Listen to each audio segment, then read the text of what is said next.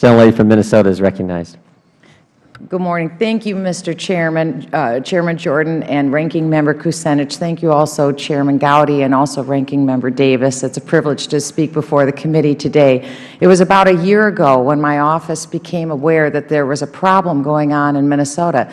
We actually had providers contacting our office and telling us they were not receiving the amounts of money under Medicaid, their reimbursements that they thought they were being due, and as a result, they were no longer taking Medicaid patients. And so poor people in Minnesota who deserved and needed the Medicaid help weren't able to receive it anymore. We began looking into the issue, and we were shocked at what we found.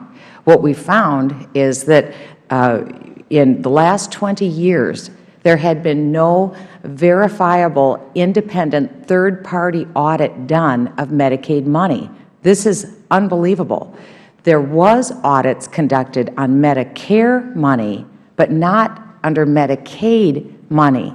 We started to look a little further. We investigated, and we found this isn't just a Minnesota problem. This is a problem that appears to be happening all across the country, that CMS at the Federal level, which is tasked with auditing and supervising how the Medicaid monies are spent throughout all 50 states, has been remiss in doing their job on two counts. Number one, we found there was no verifiable data, no standards of data, of meaningful data that CMS could look at to see if the charges that the Federal Government were being charged were even legitimate. So there wasn't any decent data, so to speak, to look at to see if the monies were spent right. But number two, there weren't any independent third-party audits. Now, let me just give you an example, and I should ask first that the committee would receive my testimony in its written form that I presented for you today. I'm just giving you my off-the-cuff remarks right now. Probably an analogy would be if anyone would go to a grocery store and buy a grocery cart full of food, they'd go up to the grocery store counter, they'd run it all through the scanner, and then the grocery store clerk would say, "I'd like to have $150 for your groceries."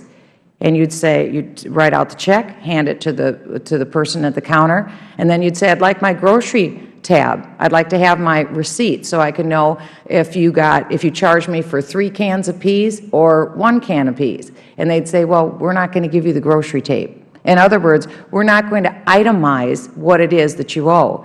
So it appears that maybe a game has been played, where managed care organizations can charge virtually anything they want for any expense they want because there is no one to make sure that the organizations are charging what they will. And so that brings us to the fact that Senator Grassley brought up that over the next 10 years, $7 trillion will be spent on this program. Now, if we don't have an accurate pulse on where this money is going today, under the new rules under Obamacare, which is coming forward, in my state of Minnesota alone, Medicaid will expand 21%. If we have no accountability, no transparency of these monies, then what will we do when it's 21% more? We're a relatively small population in Minnesota. We're less than 5 million people. Imagine how that would translate in a highly populated state such as California or New York or Illinois or Florida.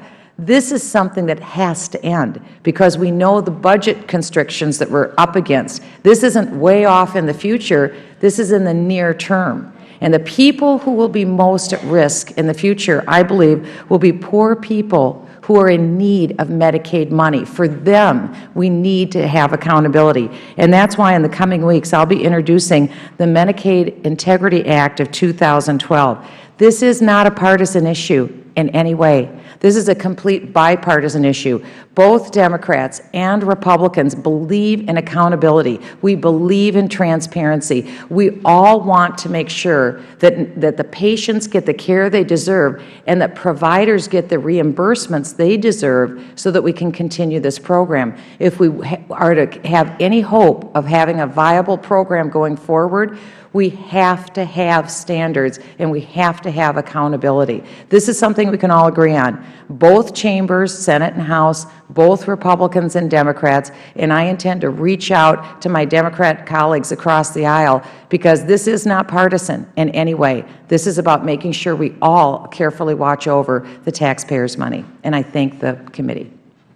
I want to thank the gentlelady for her hard work on this issue, and a host of others, and for being here today and testifying. And as I said, we'll make your full statement part of the record. Thank you, Mr. Chairman.